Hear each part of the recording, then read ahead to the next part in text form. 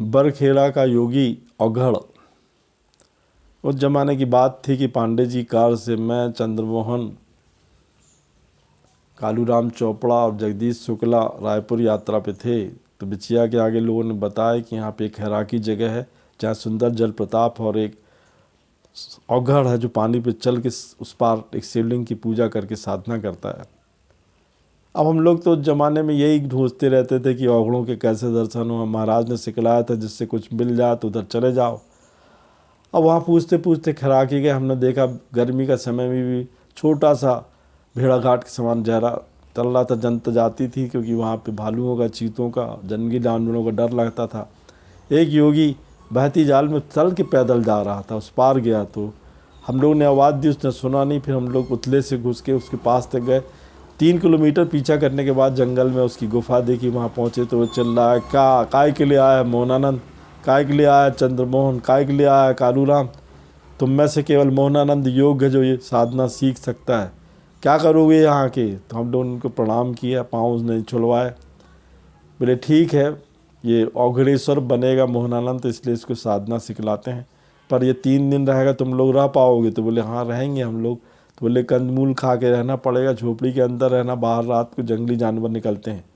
बाद बगल में एक कुटिया थी जिसमें उसने मुझे बिठाला और एक शिवलिंग की उसने भी वहाँ पे स्थापना करके रखी हुई थी।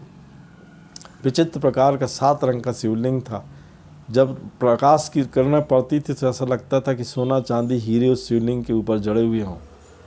मैं भी ताज्जुब हो गया। मैंने कहा कि महाराज आप मुझे सिखलाने के लिए? बोले हाँ तेरा प्रारब्ध बहुत अच्छा है।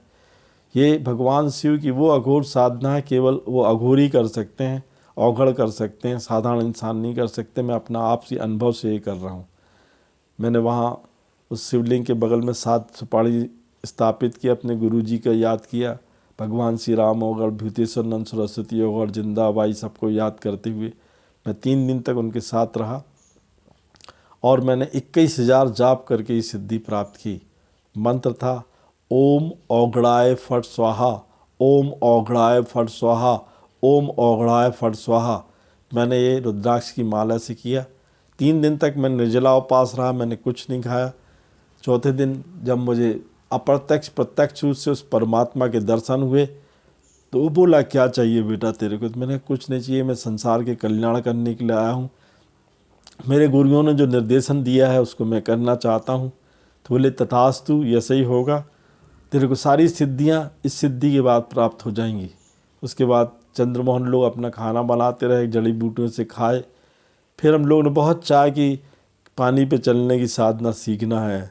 तो बोले ये संभव नहीं है किसी के लिए, क्योंकि ये फ्लोटिंग विद्या होती है। तूने तो ऐसा एक व्यक्ति को वहाँ भेड़ाघाट में भी देखा था जो नर्मदा पे बैठ के परिक्रमा साधना करता था बैठ के। ये बेकार है, ये लोगों को दिखावा है, ये छल है। तूने जो साधना सीख ली वो यार यक्ष तेरी साथ करेंगे। मैं आज भी इस बात का गौरवान्वित फील करता हूँ कि वो खैराकी का औघड़ जो फिर दोबारा जाने पर नहीं मिला, लोगों को नहीं मिला।